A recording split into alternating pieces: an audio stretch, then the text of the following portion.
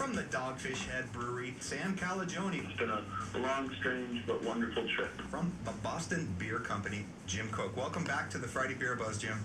Well, it's nice to be back. Here normally from Aberdeenshire in Scotland. From Brewdog, we have James Watt and Martin Dickey. Welcome to the show, guys. Biggest mission today is just to make other people passionate about your state's craft beers as we are. And now, the three-time winner of the Pennsylvania Association of Broadcasters Excellence in Broadcasting Award, the recipient of 2 Pennsylvania Associated Press Broadcasters Association Awards for Excellence, promoting and advancing the craft and microbrew culture in Northeast PA. This is another edition of The Friday Beer Buzz! The Friday Beer Buzz, powered by Sabatini's Pizza and Sabatini's Bottle Shop and Bar in Exeter. We were all on time, I think, that time. Sabatini's, the area's greatest selection of rare craft and imported beers. Growlers and crowlers and 37 rotating drafts at Sabatini's Pizza and Sabatini's Bottle Shop and Bar, Wyoming Avenue in Exeter. Lindo Sabatini with us as always. Hi, Lindo. Hello. Pouring the beer. Good morning. We're making people salivate. They can hear that. Let's get to Bill from mybeerbuzz.com, where you can get all the breaking beer news. Hi, Bill. Happy Friday, and I got to tell you, the magic number today is 3. Do you know what that is? 3. It's after 2. No. Not sure. 3 is the number of seconds before I need to start speaking that I need to start speaking. So Oh, to do you the figured it out. Friday Beer Buzz thing, I have to figure out what 3 seconds is before you're about to end the little intro there. For when you scream the Friday Beer Buzz. We hit it. We literally hit it on time today for the first time Nicely ever. done. Pretty So cool. you figured it out. I've Congratulations. been working. I like hearing him like trail off. Beer Buzz behind us. I do too. It's only taken me, 28 weeks to nail that 3-second delay. Hey, better late than never. Yeah, we all figure it out, right, eventually. Right. So what do you got? What do you got today? Get me excited about something. I'm ready. I am. I'm excited about several pieces of beer news today. And they come predominantly out of the Colorado and West Coast, but we have one from Michigan. We'll slide in there at the end. First up from Bell's in Comstock, Michigan, we have a new bourbon barrel-aged chocolate expedition stout. That's a mouthful of stuff to say, but their Expedition Stout has been a hugely popular beer. It was one of the very first Russian Imperial Stouts that I tasted, and so it's got a fond place for me. They're going to put it in bourbon barrels with chocolate, and what doesn't get better when you add chocolate to it, and that will come out and be packaged in 12-ounce bottles. That bad boy hits 13.4% ABV. So it's a big beer. It's in the barrels for 14 months. And it's amazing now over the course of almost 30 years that 13.4% used to be a huge beer. That used to be like as big as they get. But now we're easily into the high teens and low 20s. But I'm looking forward to that one. Watch for that one. Bourbon Barrel Aged Chocolate Expedition Stout. Say that 3 times fast. Yum, yum. From the West Coast, from Sierra Nevada, they are coming out with an IPA called Chaos Reigns. And I don't know, I'm still trying to figure out how this beer is chaotic, but it's a hazy IPA, and it has 4 pounds per barrel of dry hops, and they're using Sterling, El Dorado, Citra, Mosaic, and one that you don't see a whole lot, and that is Comet hops. They're also using something I've never heard of, and I'm still kind of researching, but it's called Verdant IPA yeast. And Verdant is, I think, the brand name for it, and it's a specific IPA yeast. So I'm anticipating that will have a lot more fruit flavor to it. But stay tuned. We'll get our hands on that one, and we'll do it on the show. That's called Chaos Reigns, 6.9% ABV, 45 IBU, and big old 16-ounce cans, which you got to love for an IPA. That's my favorite packaging for an IPA. My guess is the chaos is triggered by about 6 of them. That's just a hunch. Yeah. Well, I thought you were going to say the chaos is triggered by shaking one and then opening it up too quickly. If you don't have the patience to drink 6, yes, that would work as well. What's something else? Is this a Michigan story? No, I can go, yeah. All right, I'm sorry to throw you out of order. Yeah, no, it's fine. We'll do another Michigan story. Founders is coming out with 4 Giants and the Haze of Destiny. And if you remember when we when we talked about it on the show before, Four Giants, they take 4 of their big IPAs and they sort of meld those recipes into one. This one, with the last one, you could look at the label and tell what the 4 were. This one, I don't recognize the images on the label. I know one of them is Double Trouble. Double Trouble is one of my favorite Founders beers, but it'll be called Four Giants and the Haze of Destiny. It'll be an Imperial Hazy IPA that hits 8.4% ABV, so that's big, and 50 IBU, and that's hoppy. And if all that isn't enough fun, it will be packaged in a 19.2-ounce can. So that's a lot of 8.4% ABV beer. Whoa.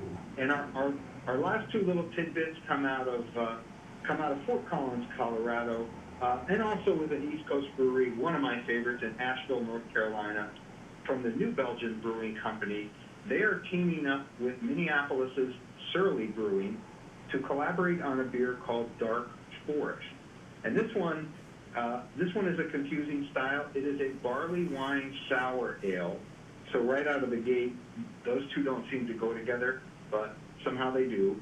They're going to age it in bourbon barrels, and actually each brewery is fermenting their own version, then they're blending it, then they're aging it in bourbon barrels, and then they're conditioning it on spruce tips. And spruce tips, as we know from previous beers that we've tasted, are sort of a hop substitute. They bring in that piney, resinous bitterness without using hops, I guess, is the idea here. That will be 11.5% ABV. It will be packaged in 375 ml bottles, and I think we'll probably see that one in either late 2021 or early 2022. And our last little tidbit coming to the Barrel series from New Belgium is the 8th release, and this will be a Cellar Club exclusive. That's a club at New Belgium you can join and get some really unique and rare beers. This one will be a sour saison, so it seems like New Belgium is squarely in the sour lane lately. It'll be a Belgian saison with something I've never heard of, and that is Royal Velvet Lavender. I assume it is a variety of lavender that I'm not familiar with, and that will be 6.6% ABV and 375 ml bottles. So stay tuned for all those beers, and for more details, you can find it in the breaking news section on mybeerbuzz.com. Yeah, great place to go. We've got such an aroma from today's 2 beers. We have 2 cups in front of us, and the one literally is making my mouth water. And then when I drank it, it was like, whoa. But anyway, Lindo, tell us what we have today. Well, when we were trying to figure out what beer we were going to drink on the air today, trying to figure out what the seasons and what we've already done, some Oktoberfest and some pumpkins. I figured we'd change the name of the show today to the Friday Morning Cider Buzz, and pick 2 ciders. So I really wanted to feature one of these 2 ciders because it's made locally and it's made by a bunch of friends of ours, and then the other one I wanted to kind of offset it and show you what a imported Scottish cider would be like. So there's 2 different ciders. If you look in your cups, the one that looks less like beer and purple is that one is a blueberry cider, and this is from Brace's Orchard. All right, That's so delicious. blueberry. So Brace's Orchard hard blueberry cider. At the shop we have a bunch of different Braces. We have their their regular apple cider. We have their pear cider. We have a cranberry apple cider. This blueberry, and then also peach. And between the different flavors, I mean, you can come in and grab one or mix a 4-pack. And it's ironic because as I was getting ready to prep for this, 6 minutes ago, I get a text from one of the Braces. Hey, you happen to need cider? I'm like, well, we're getting ready to talk about your cider on the air. So you're going to need cider. So I'm going to need to order more, but this is their blueberry. What do you guys think? Oh my gosh, this is fantastic. It tastes like I'm drinking a pie, and I like that. The flavor's like it's so good. It's like a full flavor. I know it sounds strange, but it's not like, oh, I taste blueberry. Like I feel like I'm eating a blueberry. Like they nailed this. It's great. I don't know if it's purple or red. Yeah. As someone that haunts the farmers markets, I'm well aware of Brace's Orchards. They've been around for a long, long time. Their foray into hard cider is recent. It started in March of 2020, and they're out in Dallas, or like I said, pretty much any farmers market you go in Northeast PA. And this is a great example of how you can blend fruits to make, the sum of the parts is better than the individual parts. Blueberries don't have a strong flavor. Apples have sort of a tart flavor. But when you put the two together, I think you get a really nice mix here.